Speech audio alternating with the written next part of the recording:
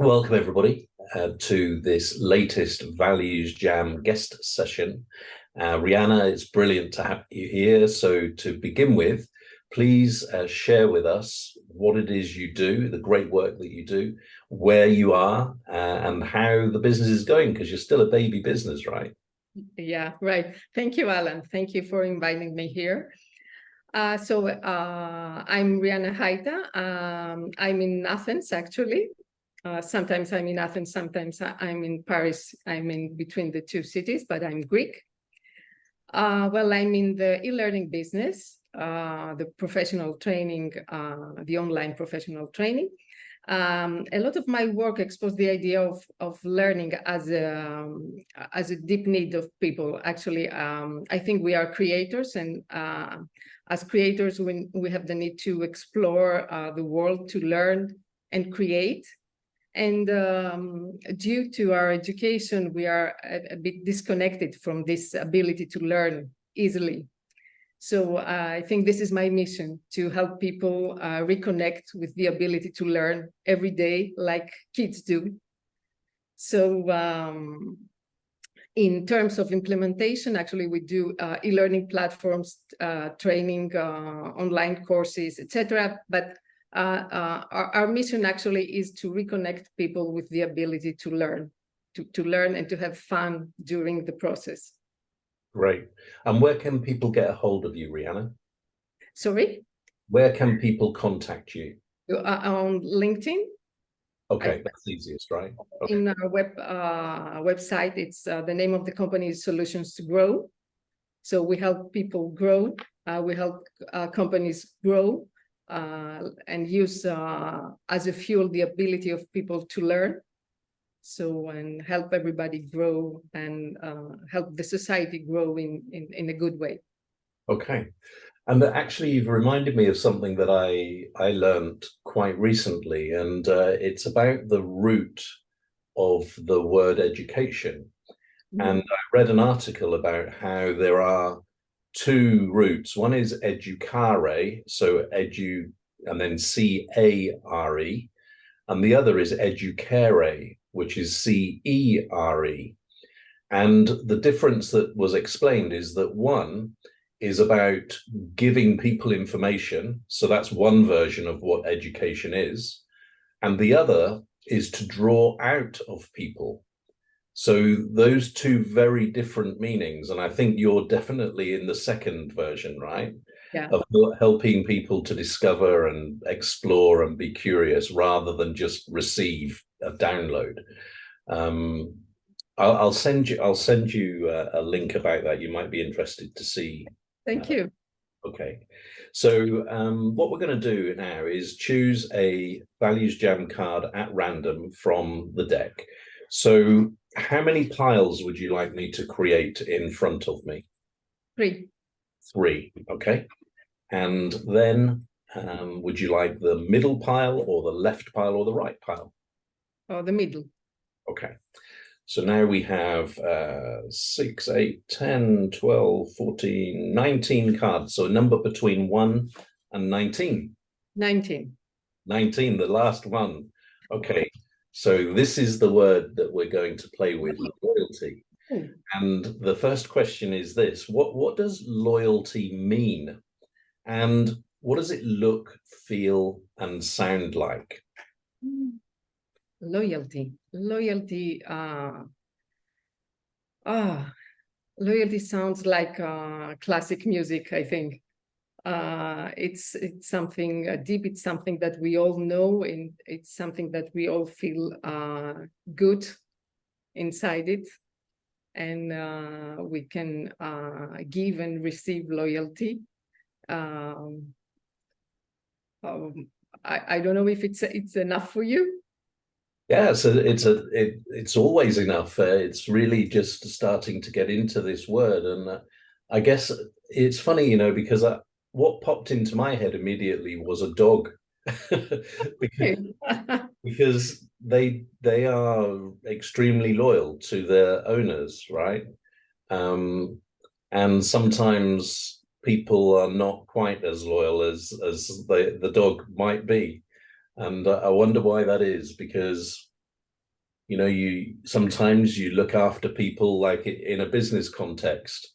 Here's an example. It was a guy who, in a catering establishment, he was responsible for the bars, so all of the areas where we sold beverages. And he was a supervisor, and I invested time and effort to develop him, sent him on courses, and he eventually became the bar's manager. But then one night, the security guy told me that they had done a mystery shop and been in the bar, and they discovered that the guy had been stealing and had been stealing for many years. And I remember feeling so bad that I had put all this effort into this guy and getting him promoted, and then it turns out he was like that. So you just reminded me of that story, and I wonder what it is that encourages loyalty and other times does not. What do you think about that? I think we must first give loyalty to people, be loyal to people, and then expect to receive loyalty from them. So for me, this is the first thing. Yeah, and it's the same. And by the way, that I made a conscious choice when that event happened, because I had a real problem. You know, I was like, well, do I trust people or not? And I reached the conclusion that I would continue to trust people and occasionally be disappointed, rather than not trust anybody and be miserable all the time. It's so what you're saying then is that it starts with you, right? And if you give loyalty, then perhaps you'll receive loyalty in return. And I think actually loyalty, it's first of all to be loyal to ourselves and to our beliefs and to our values. So this is the core concept, I think. And then if the others are not loyal, then it's their problem, and then disloyalty to themselves, I think, not to. Yeah, that's a great perspective, because we sometimes, and I think more than sometimes, very often, we don't think about loyalty to ourselves, do we? We think about loyalty to either an organization or another person. But I think what you've just described is probably the most important way to be loyal, because if you're not loyal to yourself, then you're not going to be happy at best, and maybe you're going to be sick, you know, if it goes to the extreme. Yeah. And so that really is about understanding what's important to you in the first place. So how do you understand that, Rianna? So in your life, how do you decide what is important to you, and then how do you remain loyal and true to those things that are important? I think I have a very clear view of my values. After 50 years, I do have clear view of my values. Which it was really a journey to be here today and have this view. I think it's not easy to have the view of our values, but this is the most important thing, I think. So I make decisions that are aligned with my values. It's the only thing. Okay. And that sounds very easy to do. For, you know, if people are listening to this, they'd say, oh, so Rianna says you've got to make decisions according to your values. That's simple. But it strikes me that it might be a bit more complicated than that. No, now it's hard. This is the hard part now. Now the first thing is to have a clear view of our values, and the second thing is to be aligned with our values. It's not easy every time, but in the end, I think it's the best thing that we can do. Yeah. Every time that I'm not aligned with my values, I regret it in the end. So. Yeah. So can you give us an example then? Is there something that comes to mind where perhaps you made a choice or a decision for whatever reason, and then discovered that it was a mistake because it wasn't something that was in line with your values? Is there any, it could be a very small example or just a practical example? Uh, I once took a work that I didn't like, and I only did it because it was very well paid, but I was something like 30 years old at the time. So, and then I realized that this is not the important thing in life, because after 1 year I was really miserable. So, yeah, and I've got a similar example. I remember applying for a job, and it seemed like a good job. It was a prestigious establishment in London. And when I went for the interview, I was kept waiting for 1 hour. And I remember feeling not good about that. But I didn't listen to my intuition, and I went through the interview process and I got offered the job. On my first day, nobody was expecting me. And there was no office. It was an office-based job. So I was like the operations manager, so the number 2 position in the establishment. Nobody expecting me, no office. And that should have been another alarm bell. And it didn't end up very well. I stayed maybe 18 months, something like that.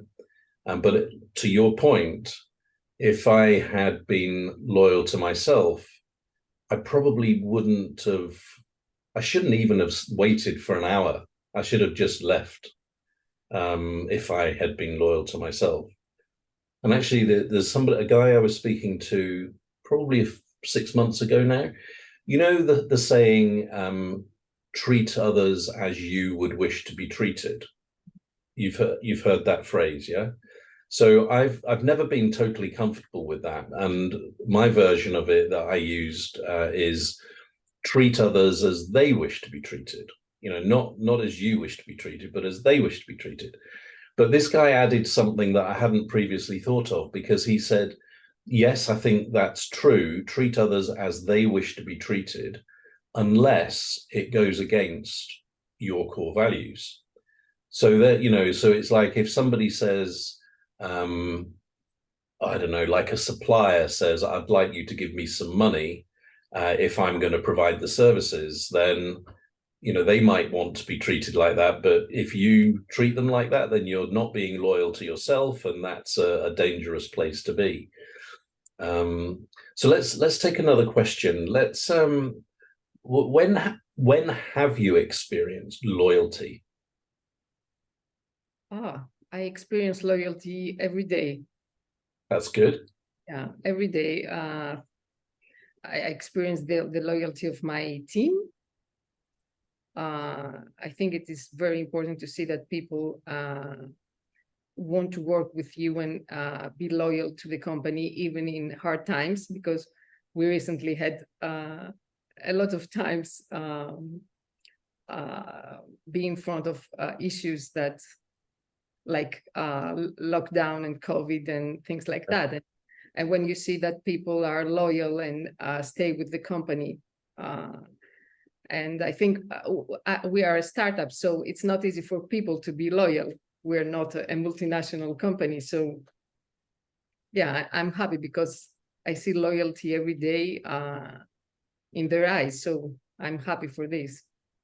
And what do you think? I know earlier you said first you give loyalty and then perhaps you will receive. So in your business, in your startup business, where, like you say, it's a big challenge for people to be loyal, what do you think your secret is to gain that loyalty from your people? I think I'm loyal. I'm there for my team, for my people, even during hard times, and I consider them first. And I think it's the only way. That I think they are loyal because they see that I'm loyal. It's giving and receive. It's a win-win situation, I think. Yeah. And I'm not sure if this relates to your situation at all, but I remember during the pandemic, two different companies, one where they laid a lot of people off just as quickly as they could, but the senior directors of the company still took their annual bonus. And then, and then another company where the senior directors reduced their salaries to a level much closer to the average in the company because they wanted to protect as many jobs as they could. And so very, very different approaches there, right? Yeah, yeah. That's it. It was the same with us. They were loyal to me because during the pandemic, it was the time that we are creating solutions to grow. Yeah. I had my team since 10 years with my other company, my previous company. And I told them I will manage to make sure that we are going to get through everything, but you have to work as harder than before during the lockdown. So today we are here, and I'm happy because it was a matter of trust and loyalty. I think the fact that we are here today. Yeah, and again, you've reminded me. I was you remember 9/11? Yeah, of course. So I was running a hotel and country club, and I was playing golf actually with the bank manager. And I came back to the clubhouse, and the televisions were just planes, flying into the buildings, which was like, it was really weird because I remember thinking, why are they watching movies? That was, when I walked in and I saw the TV, I thought, why are they watching movies? Anyway, our forward reservations dropped by 50% that day. So, a big problem for the business. So I called everybody that was working that day together and explained that we were in for a tough time.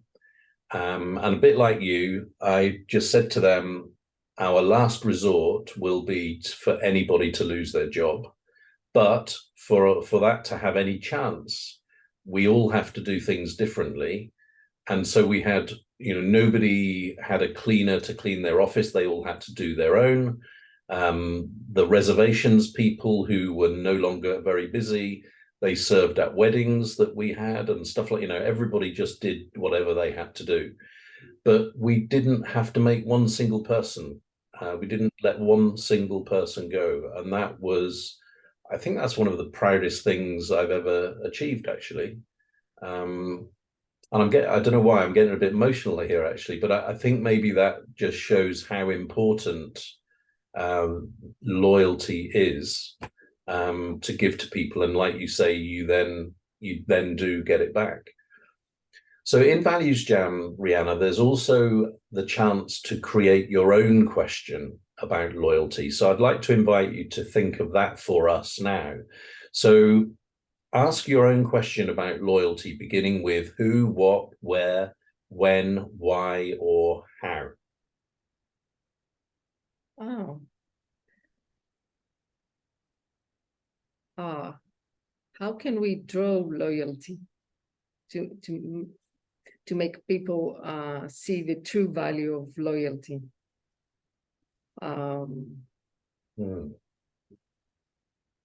That's a great question, actually, because discretionary effort is what you get, I think, with loyalty, and initiative you get with loyalty. So maybe for me, you get the whole person with loyalty, whereas when you have a more transactional relationship with them and they're just taking the money, they're just doing like the bare minimum of the job.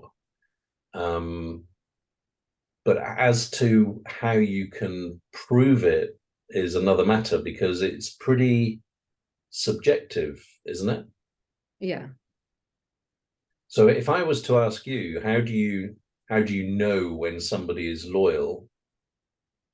What's the answer look like? I think I feel calm around him or her. Yeah. I feel really, in peace. Yeah. And you're confident. I think another, for me, it's you're confident that they have the best interest of the organization at heart, and they will do their best to make the right decisions and choices. So less selfish, less self-centered. But so how, if somebody was to, so let's say either your bank manager or investors were to say to you, Rianna, we love what you say about loyalty, but how can you prove that it's worth something? How would you deal with that? I work with the same team of developers for more than 10 years, and I'm a startup. I don't pay them very well, so they must be loyal. They have to be loyal to be with me. So there must be something. So Yeah, I think that's my power. okay. And there's something then about what are the component parts of an employer-employee relationship? Because pay is part of it, but I think, and this seems to be changing as well. So people today, compared to people when I was early in my career, I think they pay much more attention to feeling good where they work rather than being willing to put up with stuff just because they get good money. Is that your experience in any way, or is it different? Definitely. Definitely. For instance, for my people, it was important to be able to work remotely. So we work remotely since over a decade now. Really? Okay. So in the beginning, it was strange, even for me. But I was used to work remotely, because when I'm in Greece, I work remotely with the team in France, and when I'm in France, I work remotely with the team in Greece. So for me, it was easy. So I think in terms of belonging and in terms of feeling important in the company, the employer must really listen to the employers like friends. We have to do the same thing as we do with our friends, with our real friends. Yeah. And so let me ask you a question then, because that's amazing. You know, if you've been working remotely for 10 years and then the pandemic happened, and so many more companies begin to work like that. And so it seems to me that might have been a risk for you, because there were more remote opportunities for your people to go somewhere else, whereas before maybe there were less remote opportunities. So how has that panned out? Yeah, you're right. I never thought about this really, but it's true. I don't know. They still like me. I don't know why. No, you're right. Maybe it's not only the remote part of our work. Maybe it's the way that we work, because we work remotely, but we are really a team. We have bonds. We have a way of working and a way of living since a long time ago. It's not an artificial way of working remotely. For us, it's really the way that we live. Yeah. And also maybe something else that's coming into play is that the world is quite an uncertain place at the moment.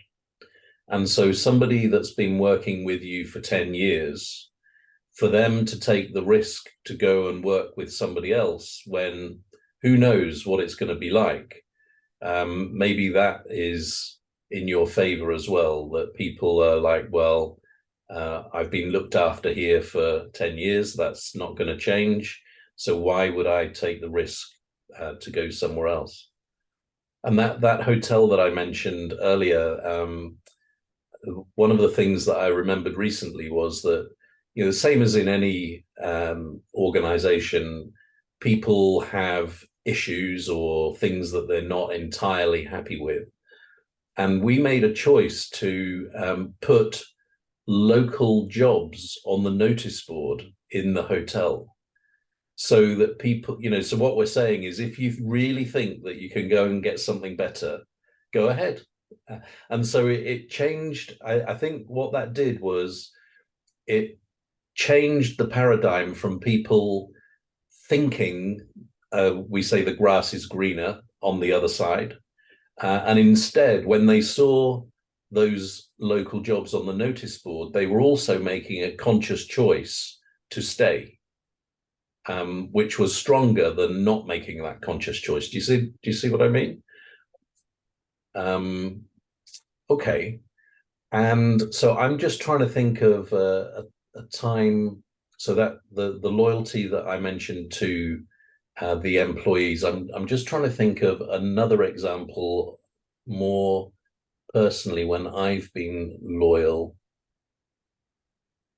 I think actually you've reminded me of a professional situation where I was loyal to myself. So listening to you describe your team, I worked in a conference and events department, which was extremely successful. Always hit our targets. Customers thought we were fantastic. The rest of the hotels saw that we were high performing. But I needed to move because it would be easy to just stay there and be comfortable and not progress.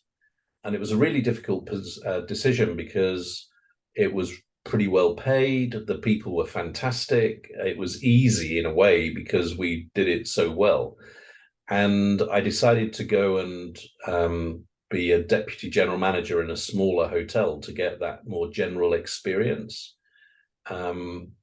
And that was tough, but I think that was an example of being loyal to yourself, because without that challenge, I wouldn't have progressed my career, and I could have stayed there for 10 years or more.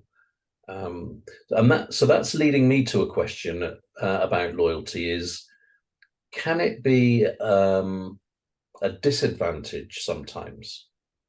Loyalty. Yeah. Yes. Yes, maybe sometimes it's like a weight that keeps you from growing or moving forward. Yes, sometimes it is, I think. And do you have any personal experience of that, or can you think of somebody that you know that has had that type of experience?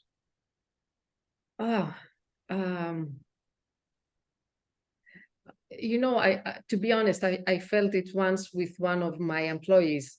I thought that it was time for him to move on, to leave me. I still have him with me, but I think it's time for him to leave. Okay. I know that in the team because he's loyal, but sometimes you cannot. You're not the best choice for everybody. Maybe his path is to do something else. So maybe he will. I will not say the name, but I think he understands now. So yes, I do think that sometimes loyalty, it's not. Maybe it's a choice to be loyal to somebody or a company, an organization, or a friend, or to be loyal to yourself, and you have to make the choice. Yeah, it strikes me that actually maybe it's a three-way choice, because there's loyalty to yourself, there's loyalty to the person that we're talking about here, and then there's loyalty to the organization, which, you know, happens to be your organization.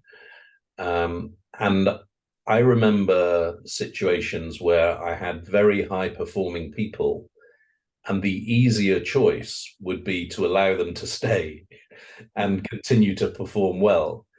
But the best thing really for their future was to encourage them to go.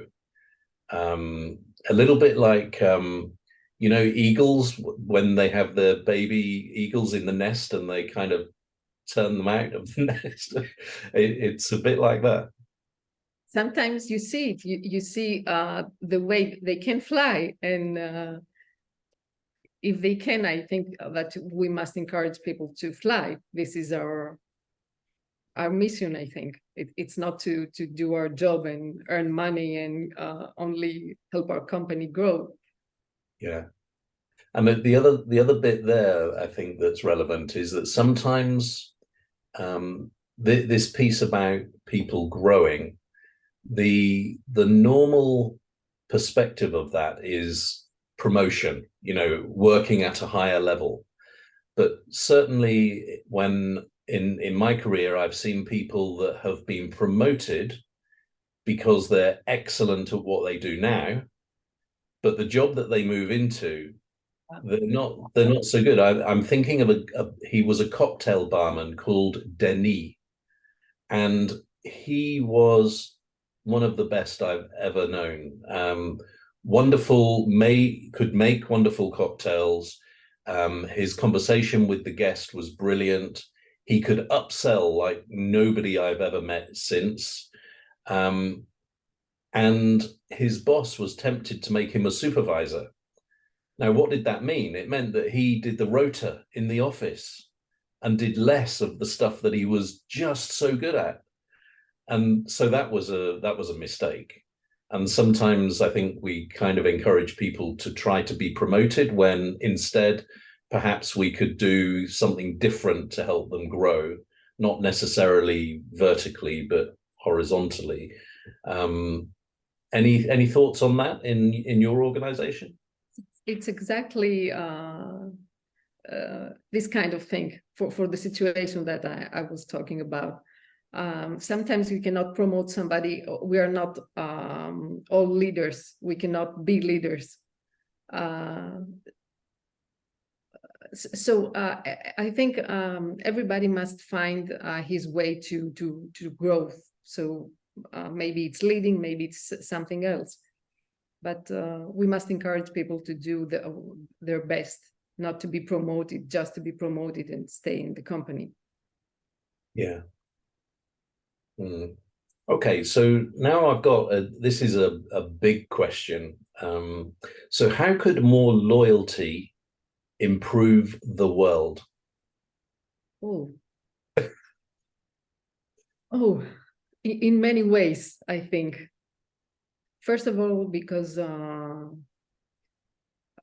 it's true, it will be a better place. If we are loyal to ourselves and to others, it will be a better place. So I'm Greek.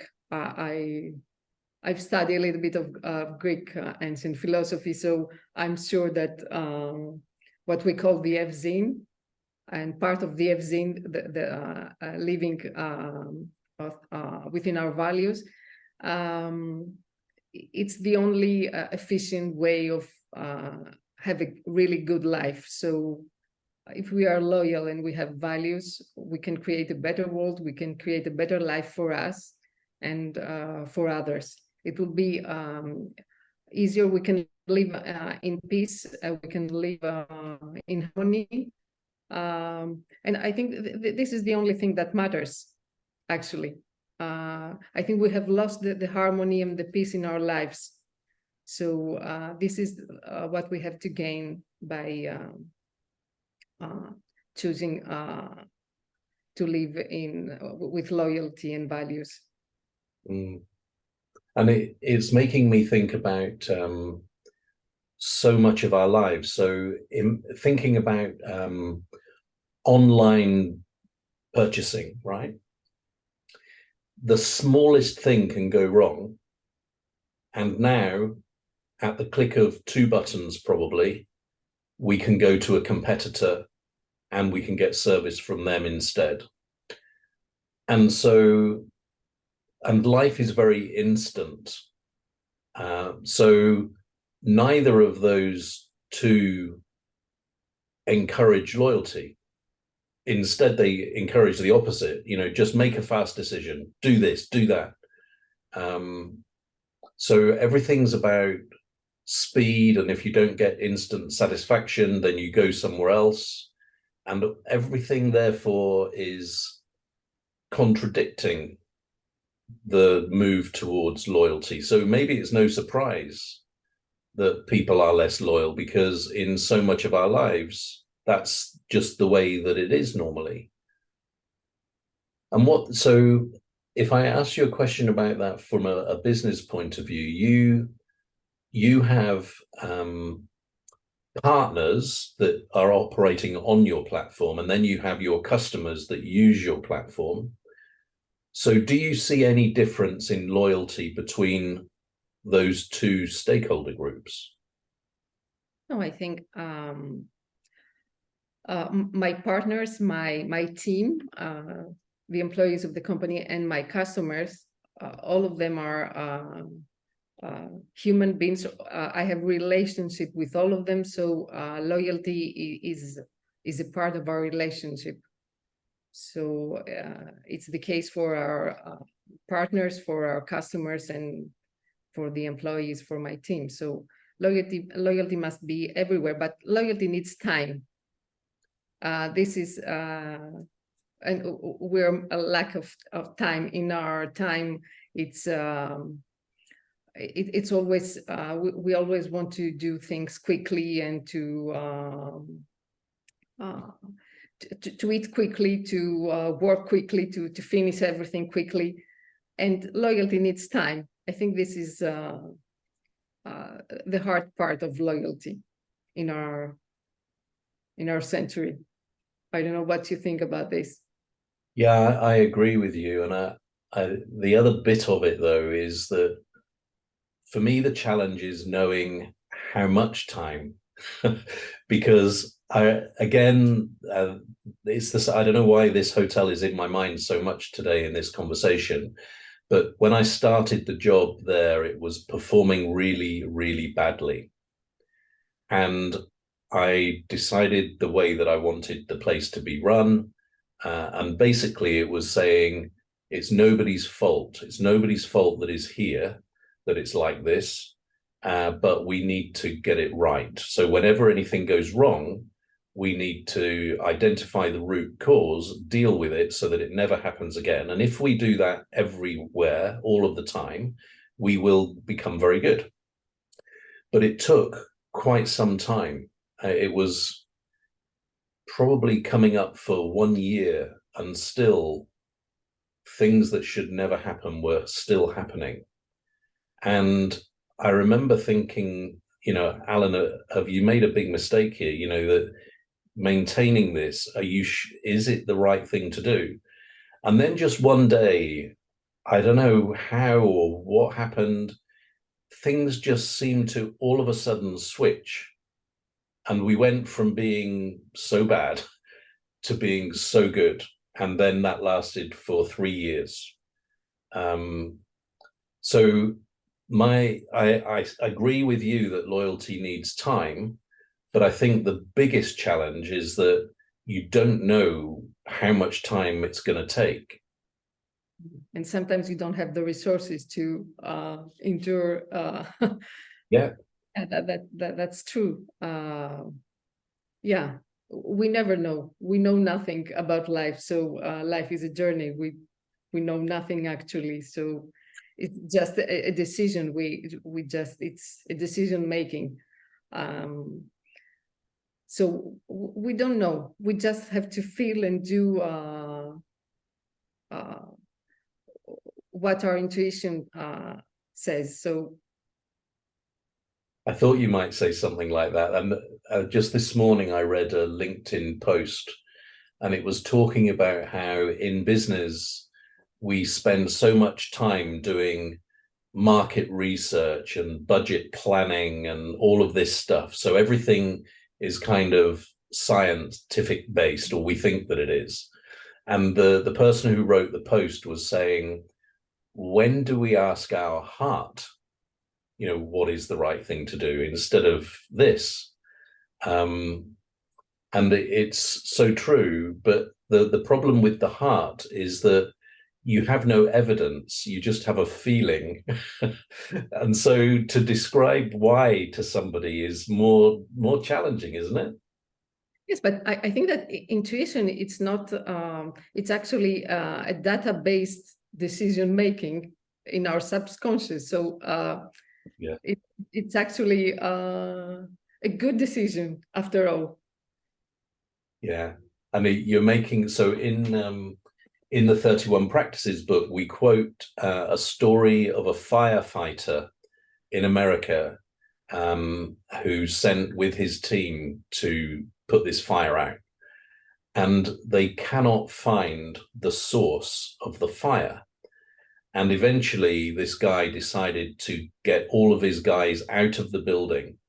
And just as everybody had left, the floor, the whole of the floor collapsed. And the source of the fire was the basement of the building. And it's the reason you've reminded me of this is because I believe that what he did was subconsciously process all of his years and years of experience and didn't know why, but knew that it was dangerous and people had to get out. But I'm with you. I think that we don't understand what we know because it stays in the subconscious so much. I'm sure there are some people listening to this that might know a lot more about that area, but it just happens too much for it not to have something in it. Yeah. Yeah, intuition is a great thing. It's a great discussion. I think we should do it sometime. For sure, for sure. Okay, so let's when we wrap up a Values Jam conversation, it's always a similar style question. So it's this: what are you encouraged to do differently about loyalty as a result of our conversation today? To follow my intuition even more, to give time to loyalty, to try to make the difference between being loyal to me and to others, and make the decision and the choice if I want to be more loyal to myself or to others. And try to be conscious about loyalty. It's not given. We have to be conscious of loyalty and to do something about it, to try to achieve it. It's not something given, loyalty, I think. Okay. And so if you were to take those intentions that you've just described, when do you think you might have an opportunity in the near future to turn that into something very concrete? To do something about, you mean to do something about loyalty, to change something? Yeah. Tomorrow morning, 9 o'clock, during our Scrum meeting, I can do the first move, the first thing. Brilliant. Okay. And mine is a question for you, actually. So when you were talking about Greek philosophy and your interest there, you used a word that I'm not sure if I heard it correctly. Did you say something like evzine? Evzine, yes. Could you tell me what that is? Because I don't think I know that. It's the way to have a good life, in terms of the way that the Greek philosophers said that we should live our life. Okay. So could you spell it for me? Evzine, it's U-Y-Z. Spell it in Greek or in English? English. I don't know in English. Okay, it's E-Y-Z-I-N. Azin. Okay. So that's my task, is to find out what that is, because that sounds really fascinating. So Rianna, thank you very much for this Values Jam. It's been a fascinating exploration of loyalty. Thank you so much. Thank you very much, Alan. It was a pleasure. Bye now. Bye.